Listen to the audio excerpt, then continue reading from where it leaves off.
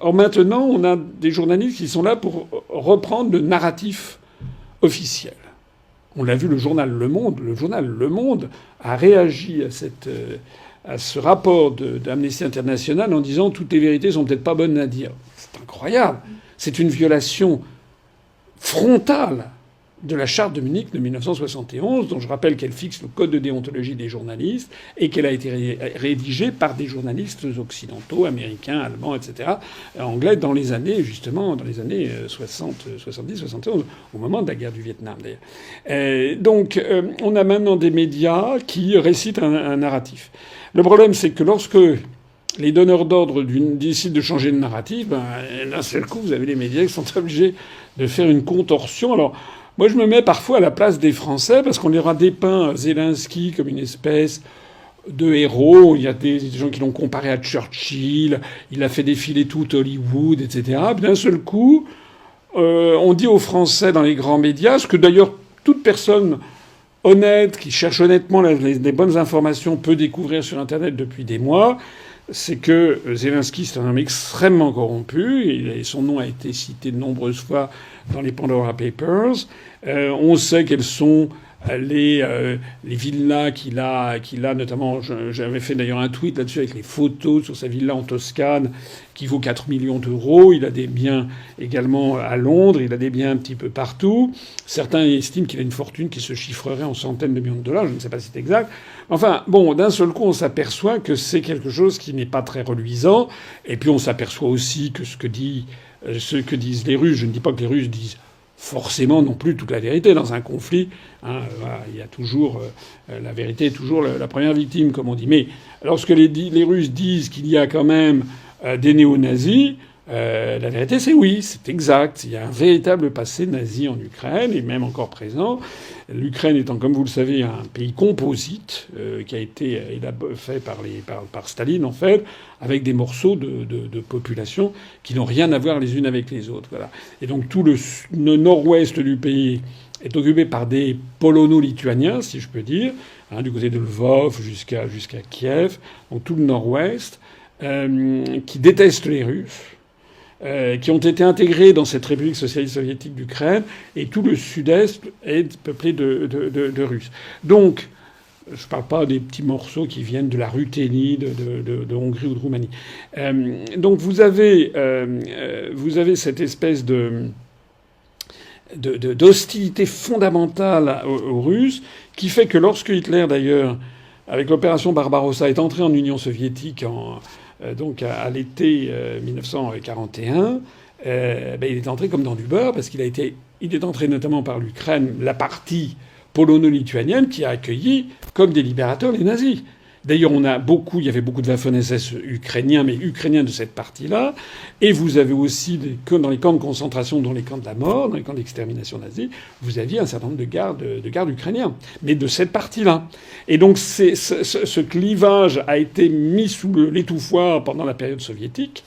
Et puis maintenant, il est réapparu. Donc, les Russes, quand ils pointent le passé pro-nazi d'une partie des Ukrainiens, malheureusement, ils ont raison. Je pense que c'est pas quelqu'un d'autonome, c'est un agent. Il est le représentant des intérêts géopolitiques américains en Ukraine. Je pense qu'il peut à tout moment, les Américains peuvent le laisser tomber comme une vieille chaussette, comme ils ont laissé tomber comme des vieilles chaussettes Oussama Ben Laden, qui était un agent de la CIA, Noriega, le président du Panama, le Shah d'Iran, qui avait servi les intérêts américains en Iran pendant des années, lorsqu'il y a eu la révolution. Rappelez-vous, enfin, je n'étais peut-être pas né, mais moi, je me rappelle très bien, ça avait quand même été extrêmement choquant.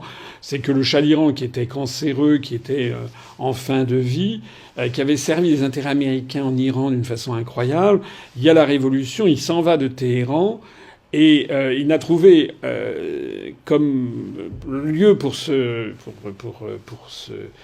poser que l'Égypte.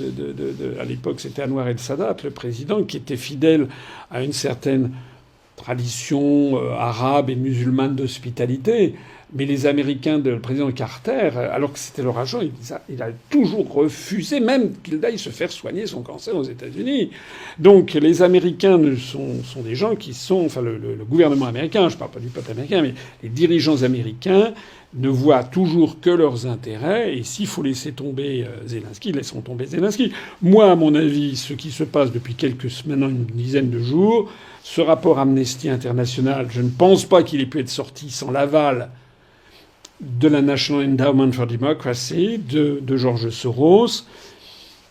Voilà, je pense qu'il y a des gens quelque part qui ont voilà. Alors en plus de ça, il y a une information qui est restée un peu sous le boisseau, mais qui est très intéressante.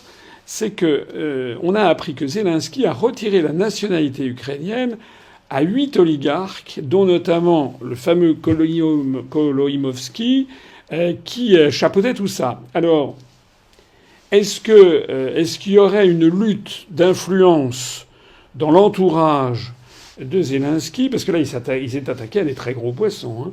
Pourquoi est-ce qu'il a fait ça? Est-ce qu'il aurait appris qu'on allait le remplacer?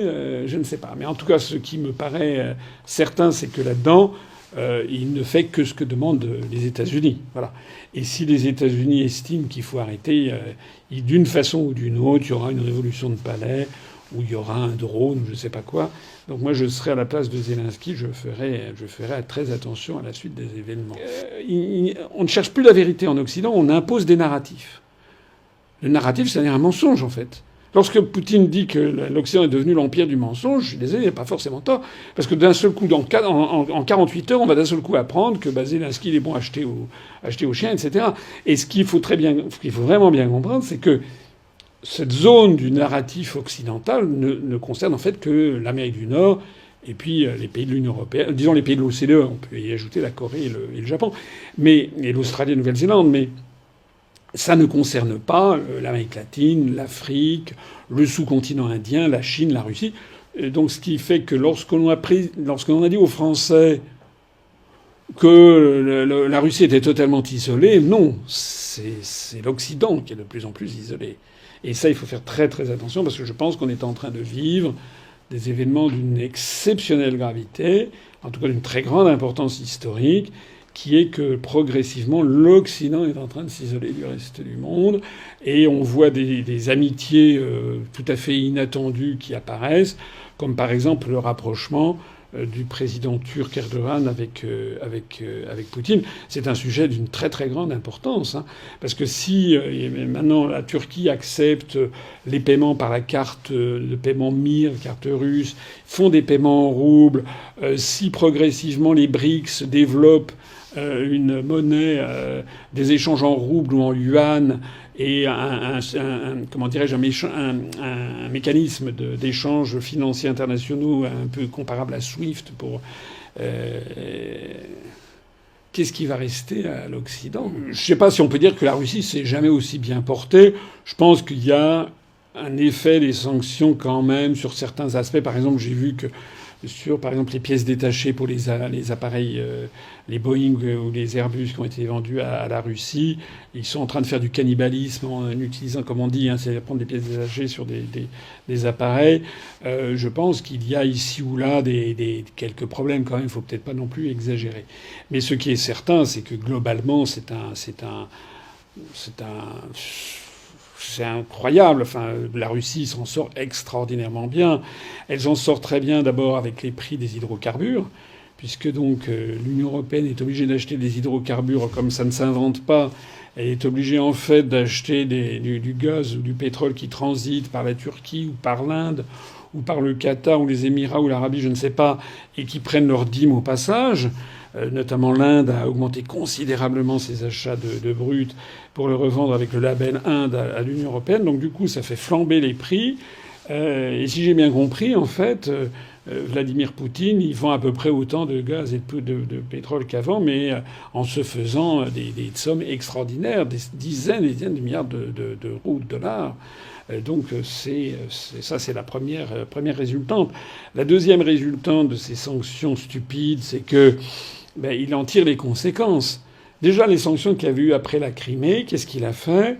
Eh bien, il a lancé des programmes de développement de l'agriculture, notamment des céréales en Russie, etc., et de développement aussi de la culture du champagne en Crimée, etc., et qui se substituent en fait aux productions occidentales. Troisièmement, si vous voulez, vu du reste du monde, est-ce que vous croyez que l'Occident apparaît sympathique? L'Occident apparaît, l'Union européenne, c'est Madame von der Leyen, qui est par ailleurs une femme extrêmement corrompue de notoriété publique, et qui de notoriété publique n'est pas non plus très très maligne. Madame von der Leyen, qui s'arroge des pouvoirs que les traités ne lui donnent pas d'ailleurs, et qui passe son temps à sanctionner. On en est au 7e train, mais dire vu du reste du monde, qu'est-ce que c'est que ce truc-là? Est-ce que vous croyez que vous vous rendez sympathique lorsque vous sanctionnez? Non, vous vous rendez antipathique au reste du monde, et alors en plus de ça, vous vous rendez grotesque si le reste du monde découvre qu'en fait vous vous êtes tiré une balle dans les deux pieds. Parce que je crois qu'en effet, il va y avoir un grand rendez-vous cet automne et cet hiver, parce que le gaz ou les hydrocarbures risquent de manquer, et donc on risque d'avoir un hiver à la fois glacial et très chaud socialement et politiquement. Un peu partout, on voit des manifestations, comme aux Pays-Bas par exemple, des manifestations de populations qui protestent. Ce que je voudrais aussi dire dans cette histoire, c'est que on présente le narratif, c'est toujours le narratif, ce serait le combat des démocraties contre les autocraties, etc. Je ne vais pas dire que Vladimir Poutine, c'est un champion de la démocratie, que Xi Jinping, etc., ou que Erdogan. Quoique Erdogan, prochaines élections, il risque d'être... Il y a quand même des élections, hein, y compris en Russie. Bon. Je voudrais dire deux choses. La première, c'est que on fait croire aux Français que la démocratie... c'est le pluripartisme et les élections. Non. Je signale d'ailleurs que contrairement à ce que les Français croient, il y a plusieurs partis qui se font concurrence dans des élections en Turquie, en Russie, même en Chine. Il y a de nombreux partis. Des partis notamment ethniques. Alors je vois aussitôt des gens qui vont rigoler en disant oui, mais d'accord, mais bon, c'est des élections truquées. Et en France, moi je suis quand même bien placé pour voir comment sont organisées les élections en France. Comment en 2017, M. Macron a été catapulté à l'Élysée. Il avait 24-25% de taux de part de marché, si j'ose dire. Il a eu 160 ou 180 couvertures de magazines. Votre serviteur, il a eu 0,8% et il a eu 0 couverture. Alors il y a des gens qui ricanent en disant oui, mais regardez, vous faites 0,9%. Mais bien sûr, mais comment est-ce que vous pouvez être élu lorsque les gens ne vous connaissent pas? Moi, je me vois que quand je me balade dans Paris, grâce notamment à notre chaîne UPR TV, on fait des scores très importants. Il y a quand même beaucoup de gens qui me reconnaissent, mais quand je vais dans ma campagne, dans la Nièvre, les gens ne me reconnaissent pas, ils ne savent pas qui je suis. Donc comment voulez-vous que les Français... Je vois des gens qui disent « Oh là là, on a vraiment une classe politique qui est nulle, c'est pas possible, on n'a pas le choix ». J'ai vu qu'il y a des gens qui ont dit « Bah oui, finalement on va voter Macron parce que c'est le meilleur ». Non, c'est parce qu'on leur a caché d'autres personnes qui auraient pu faire mieux. Moi j'estime, c'est très immodeste de ma part, j'estime que si j'étais à la place de Macron, je vais vous assurer que la France serait changée du tout au tout, et en bien, parce que Macron est en train de détruire le pays. Donc moi, cette histoire selon laquelle ce serait le combat des démocraties contre les autocraties, oui, il y a sans doute plus de liberté individuelle en Europe occidentale, mais ça change à toute allure. On l'a vu avec les Gilets jaunes, on l'a vu avec l'affaire de la Covid, on l'a vu avec ces menaces constantes sur la surveillance sociétale. Donc moi déjà, je ne reconnais plus mon pays, mais je voulais dire ceci, c'est que c'est un peu vite fait que de dire que c'est les démocraties. Moi, j'estime que la France n'est plus vraiment une démocratie. D'ailleurs, il y a un classement international, vous avez vu, maintenant la France a été classée dans les démocraties imparfaites. Et moi, je voudrais dire ici quelque chose qui me choque plus que tout. J'ai d'ailleurs fait des tweets sur le sujet. C'est que M. Macron décide tout seul. Sur des sujets comme la co-belligérance avec la Russie, avec l'Ukraine contre la Russie. On est en train d'entraîner le peuple français dans un risque de guerre frontale avec la Russie, la première puissance nucléaire mondiale.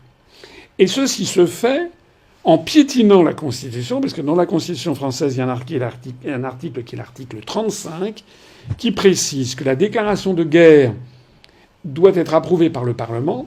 Alors, il n'y a plus de déclaration de guerre. Que l'envoi de troupes à l'étranger, on ne dit pas forcément contre la Russie. Actuellement, il y a des troupes françaises en Estonie, en Roumanie. C'est bien à l'étranger. Eh bien, que ceci doit être, au bout de 3 jours, il doit y avoir un débat éventuel au Parlement. Je ne crois pas que ça a été fait. Et l'article 35 précise que si, au bout de 4 mois après qu'il y ait des troupes françaises à l'étranger, il doit y avoir un accord.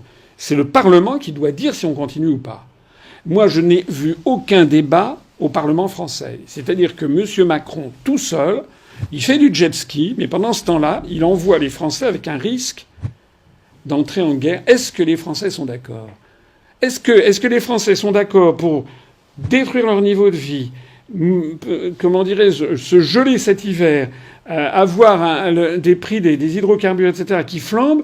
Tout ça pourquoi ? Tout ça parce que il faudrait que l'Ukraine, dirigée par un régime corrompu avec des affinités néo-nazis, entre dans l'OTAN à la demande pour les intérêts géopolitiques américains. C'est ça la vérité.